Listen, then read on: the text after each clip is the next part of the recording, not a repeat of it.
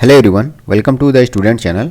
अभी हाल ही में आरआरबी एनटीपीसी सीबीटी 1 का रिवाइज रिजल्ट आया है और इससे पहले जो नोटिस आई हुई थी कि लेवल 6 का जो एग्ज़ाम है वो मई के स्टार्टिंग में ही शुरू में कराया जाएगा।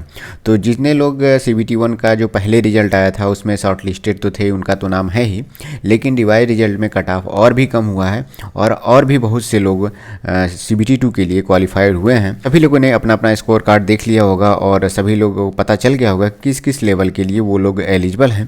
तो मैं इस वीडियो में बात करने वाला हूं कि जो आरआरबी एनटीपीसी का सीबीटी 2 का एग्ज़ाम होगा वो हर एक लेवल के लिए अलग अलग होगा, जहां तक उन लोगों ने बताया है। तो अगर अलग अलग होता है तो हो सकता है कि जो लोग कई लेवल में क्वालिफाई हैं तो उनको कई पेपर देने को मौका मिलेगा। तो अभी आपके पास ज़्यादा समय नहीं बचा हुआ है। पिछली बार जब सीबीटी 1 का रिजल्ट आया था तब भी 1 महीने से 50 दिन के आसपास का समय दिया गया था, लेकिन अभी फिर से जब सीबीटी 1 का रिवाइज रिजल्ट आया है तो जहाँ तक लगता है कि मई के शुरुआत से ही पेपर सीबीटी 2 का होना शुरू हो जाएगा। तो अभी आपके पास समय बहुत कम बचा हुआ है। तो इस वीडियो में हम बात करने वाले हैं कि जिनका रिवाइज रिजल्ट में नाम शॉर्ट लिस्टेड हुआ है उनको कैसे सीबीटी 2 के लिए तैयारी करनी चाहिए। देखिए, यहाँ पे दो तरह के स्टूडेंट हो गए हैं, क्योंकि जिनका पहले से ही नाम था तो वो लोग तो पढ़ ही रहे थे, लेकिन अभी जस्ट रिवाइज रिजल्ट में जिनका नाम ऐड हुआ है तो बहुत से लोग कन्फ्यूजन में थे कि पता नहीं उनका नाम ऐड होगा कि नहीं होगा। क्योंकि अगर मान लीजिए किसी का लेवल 5 का अगर कट ऑफ 63 है तो 62 वाला कन्फ्यूजन में रहा होगा, 64 वाला कन्फ्यूजन में रहा होगा, या फिर ये दोनों लोग पढ़ ही रहे होंगे, लेकिन जो कट ऑफ के आसपास थे वो लोग थोड़ा सा संशय में थे और वो पढ़ नहीं रहे थे। तो उनको अचानक से सीबीटी 2 का मौका मिला है, तो उनके पास बहुत कम समय बचा है और सिलेबस बहुत ज़्यादा है। तो इसी विषय में हम बात करेंगे कि कैसे हमको जो सीबीटी 2 का जो पूरा सिलेबस है उसको कैसे कवर करना है, करंट अफेयर कैसे पढ़ना है, मैथ्स को कैसे पढ़ना है। चलिए एक एक पॉइंट पे हम लोग यहाँ पे बात कर लेते हैं। सबसे पहले मैं ये कहूँगा आपको कि जाहिर सी बात है कि आपके पास समय कम बचा है, तो मैं कहूँगा कि हर एक स्टूडेंट को कम से कम डेली का 8 घंटा स्टडी पे आपको देना है। देखिए, मैं कभी भी जो टाइम को फिक्स नहीं रखता हूँ, लेकिन अभी क्या है कि आपको कम से कम फिक्स टाइम डेली आपको देना ही पड़ेगा, क्योंकि सारे सिलेबस को कवर करना है। अब आपके पास इसमें मैथ्स आता है, मैथ्स है, रीजनिंग है, जीके जीएस है और करंट अफेयर है। सभी को मैं बारी बारी से बताता हूँ कि किस तरह से पढ़ना है और किसको कितना टाइम देना है। सबसे पहले मैं करंट अफेयर से शुरू कर रहा हूँ। करंट अफेयर देखिए, आपको डेली 2 घंटे करंट अफेयर पे टाइम देना है। अब इसमें मैं बता रहा हूँ कि आपको मंथली मैगजीन नहीं उठाना है, आप शुरू करिए ईयरली मैगजीन को कोशिश करिए। अगर ईयरली मैगजीन नहीं अवेलेबल है तो मंथली मैगजीन आपको पढ़ना है। मंथली मैगजीन कई लोग अगर पहले से ख़रीद रहे थे तो उनके लिए तो अच्छा है, कई लोग अब अगर नहीं खरीदे हैं तो अभी क्या है कि हर एक मंथ का मैगजीन मिल पाना थोड़ा सा बहुत मुश्किल है। तो कोशिश करिए या तो ऑनलाइन पीडीएफ से, चाहे किसी भी माध्यम से, यूट्यूब से भी अगर हो सकता है तो आपको मंथली मैगजीन से ही आपको पढ़ना है। और कम से कम आपको 1 साल का तो कवर करना ही है। 1 साल का मेरा कहने का मतलब है कम से कम अगर सीबीटी 1 का पेपर जब से ख़त्म हुआ है उसके बाद और सीबीटी 2 अभी शुरू नहीं हुआ है तो कम से कम फरवरी महीने तक का आपको करंट अफेयर तो कवर करना है। अभी मार्च चल रहा है, मार्च अभी जस्ट खत्म हुआ है, तो कम से कम फरवरी मंथ तक का आपको करंट अफेयर कवर करना है। अब देखिए, इसको पढ़ना कैसे है मैं आपको बताता हूँ।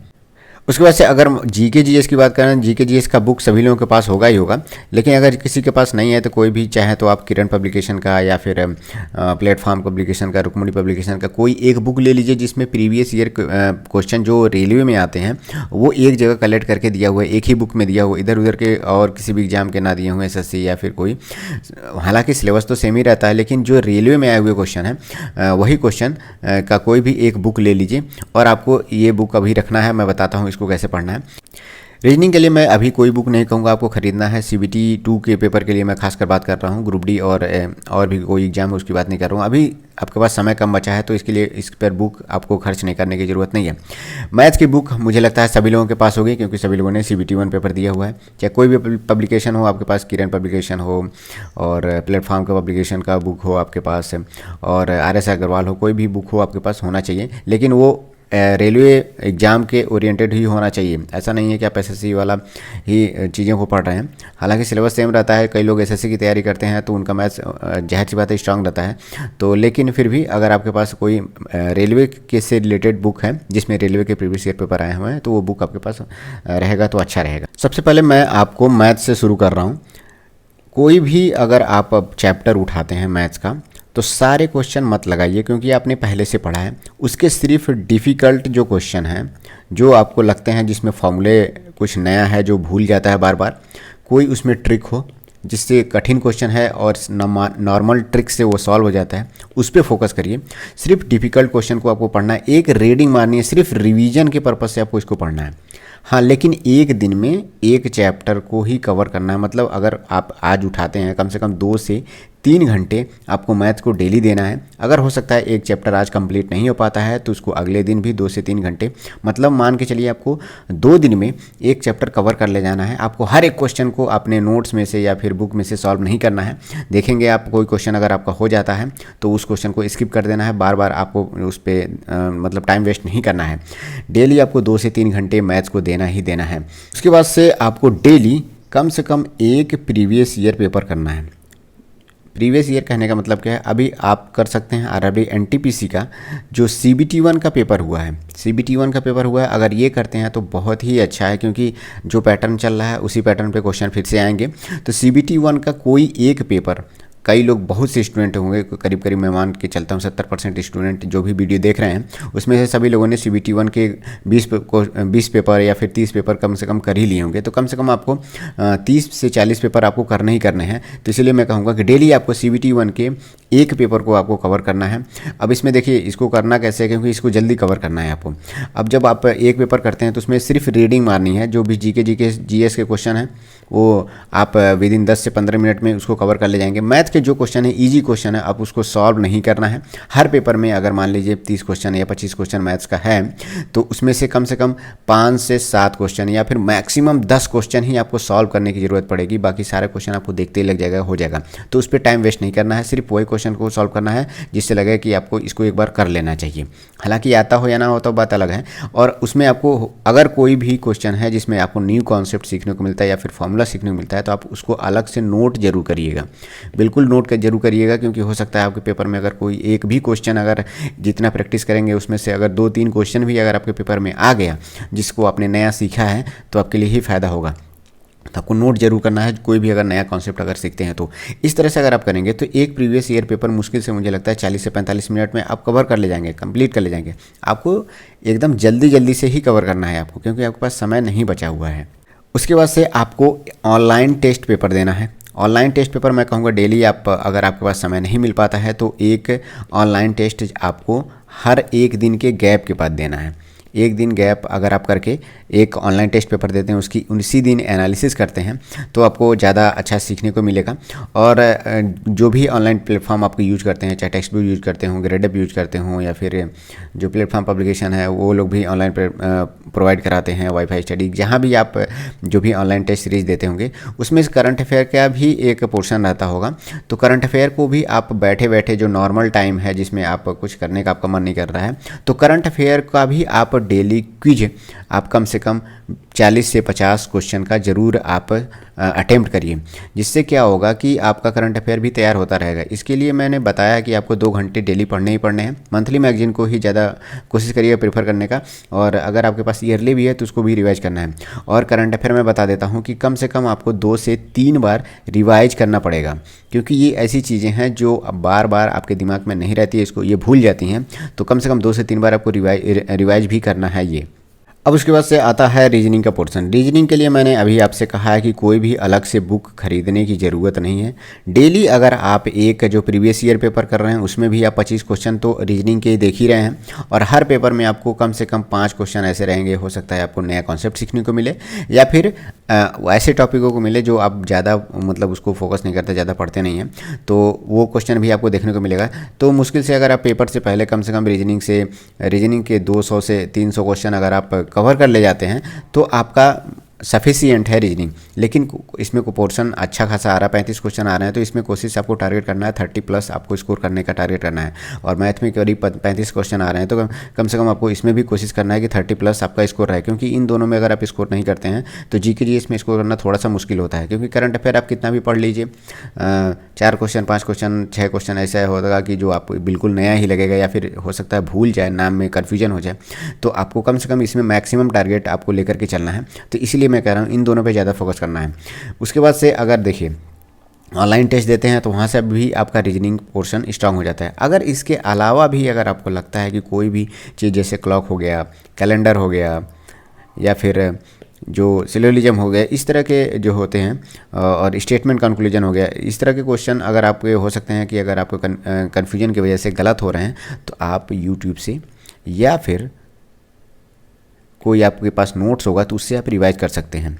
यूट्यूब से आप किसी का भी कोई वीडियो देख लीजिए, जिससे क्या होगा कि कम समय में आपको पूरा कॉन्सेप्ट भी सीखने को मिल जाएगा, और आपसे आगे जब प्रैक्टिस करेंगे, आप ऑनलाइन टेस्ट देंगे तो उसमें क्वेश्चन मिलेगा, तो आप उस ट्रिक का या तरीका यूज करके आप अगर आप सॉल्व करेंगे तो आपका क्वेश्चन आसानी से हो जाएगा। तो रीजनिंग के लिए मैं ये नहीं कहूँगा कि कोई अलग से टाइम देने की ज़रूरत है, और ना ही अलग से इसके लिए कोई बुक खरीदने की अभी ज़रूरत है फ़िलहाल। आप प्रीवियस ईयर पेपर में, ऑनलाइन टेस्ट में इन दोनों को कवर कर लेंगे, रीजनिंग को। उसके बाद से आता है कि आपको जीके जीएस को कैसे कवर करना है। सबसे बड़ा पोर्शन है ये, और सबसे ज़्यादा मतलब क्वेश्चन भी इन्हीं टॉपिक से आ रहा है। तो जाहिर सी बात है, एक तो आप प्रीवियस ईयर पेपर कर ही रहे हैं, वहाँ से जीके जीएस के कुछ क्वेश्चन आपके तैयार हो ही रहे हैं। उसके अलावा आपको क्या करना है, जो भी आप किरण पब्लिकेशन या फिर किसी भी पब्लिकेशन का अगर आपने बुक रखा हुआ है, जो रेलवे में क्वेश्चन उससे आए हुए हैं, आपको उसको बार बार रिवाइज करना है। रिवाइज करने का मतलब क्या है कि जितना ज़्यादा उसमें आप पढ़ेंगे उतने नंबर अब क्वेश्चन आपको देखने को मिलेगा। होता क्या है कि अब जो पोर्शन आपका थोड़ा सा वीक है, कोई भी हो सकता है, सब्जेक्ट आपका वीक हो सकता है, पॉलिटी वीक हो सकता है, इकोनॉमिक्स वीक हो सकता है, कोई भी आपका पोर्शन वीक हो सकता है, तो आप उसके थोड़ा सा जो बार बार क्वेश्चन आए हुए हैं उसको थोड़ा सा पढ़ लीजिए। जो मतलब कई बार जो हाईलाइटेड क्वेश्चन होते हैं, बार बार जो रिपीट होते हैं, बहुत ज़्यादा उसमें डीप में नहीं जाना है और बहुत उसके कॉन्सेप्ट के अंदर नहीं घुसना है, क्योंकि आपका ऑलरेडी वो वीक है। हो सकता है एक आध क्वेश्चन आ जाए, 2 क्वेश्चन आ जाए उस चैप्टर से, उस सब्जेक्ट से, तो आप उसको स्किप कर दीजिए। मैं तो स्किप कर देता हूँ, मुझे जनरली पॉलिटी बहुत ज़्यादा आसान मेरे लिए नहीं लगता है, तो मैं इसके बस हाईलाइटेड क्वेश्चन देखता हूँ। अगर 3 से 4 क्वेश्चन या फिर 2 से 3 क्वेश्चन, जो भी 3-4 क्वेश्चन आते हैं, उसमें 1-2 क्वेश्चन ऐसा रहता है जो प्रीवियस ईयर में कहीं ना कहीं पढ़ा रहता हूँ मैं, तो वो हो जाता है, और 1 क्वेश्चन 2 क्वेश्चन मेरा स्किप हो जाता है, छोड़ देता हूँ मैं। तो बहुत ज़्यादा इसमें मैं ध्यान भी नहीं देता हूँ, और मेरा जो डिफ़िकल्ट क्वेश्चन होता है, हो सकता है किसी के लिए आसान हो, लेकिन मैं उसको स्किप कर देता हूँ। इससे क्या होगा, इस टाइम को आप कहीं और भी यूटिलाइज कर पाएंगे, बहुत ज़्यादा उसको स्ट्रॉन्ग करने की ज़रूरत नहीं है। लेकिन हाँ, इसमें जो भी अगर आपके पास बुक है, आप टारगेट करिए कम से कम डेली कम से कम 2 से 3 घंटा इसको देने का, पढ़ने का। और 2 से 3 घंटा जब आप पढ़ेंगे तो आप अपने मन में बना लीजिए कि कम से कम 300 क्वेश्चन मैं इसमें कवर करूंगा। 300 क्वेश्चन, 1 घंटे में 100 क्वेश्चन को मैं देखूंगा।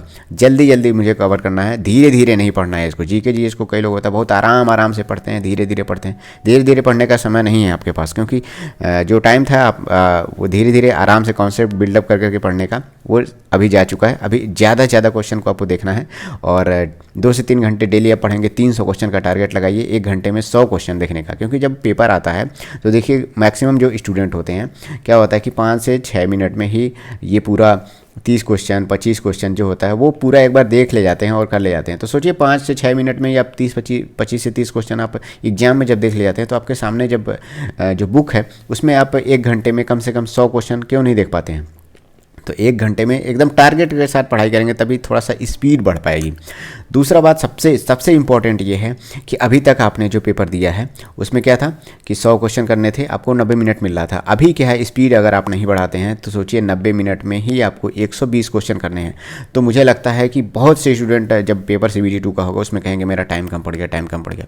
तो अगर जिन लोगों ने टाइम पर ध्यान नहीं दिया तो उनका पेपर 100% कुछ ना कुछ क्वेश्चन छूट जाएगा, और वो आते हुए कुछ क्वेश्चनों को नहीं कर पाएंगे। तो आपको स्पीड बहुत बढ़ानी है, और जो सभी चीज़ें जो मैंने कहा करने के लिए वो तो करना ही है, लेकिन ऑनलाइन टेस्ट को स्किप नहीं करना है, क्योंकि स्पीड इसी से बढ़ेगा आपका। तो ऑनलाइन टेस्ट आपको देना ही देना है। मैंने कहा है डेली आपको 8 से 10 घंटे पढ़ने हैं। हाँ, जिस दिन आपको ऑनलाइन टेस्ट देना है उसका टाइमिंग आपको अलग से रखना है। 8 से 10 घंटे आपको सब्जेक्ट पे देने हैं। जो भी आपने सब्जेक्ट चूज किया है, मैथ्स हो गया, रीजनिंग हो गया, या फिर करंट अफेयर जीके जीएस हो गया, इसको 8 से 10 घंटे में पढ़ना ही पढ़ना है।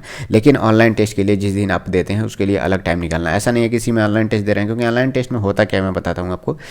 कम से कम 90 मिनट का टाइम, जो 1.5 घंटे का तो आपका जा ही रहा है, 1.5 घंटे का, और कम से कम 2 घंटे का या फिर 1.5 घंटे का, या फिर कम से कम मान के मिनिमम 1 घंटे का टाइम तो आपका उसको एनालिसिस करने में जाता है, उससे नोट्स बनाने में जाता है। तो कम से कम 2 से 3 घंटे कम से कम आपके ऑनलाइन टेस्ट देने में जाते हैं। तो अगर आप इसमें से 3 घंटे निकाल देते हैं तो उस दिन तो आप 5 ही घंटे पढ़ाई करेंगे।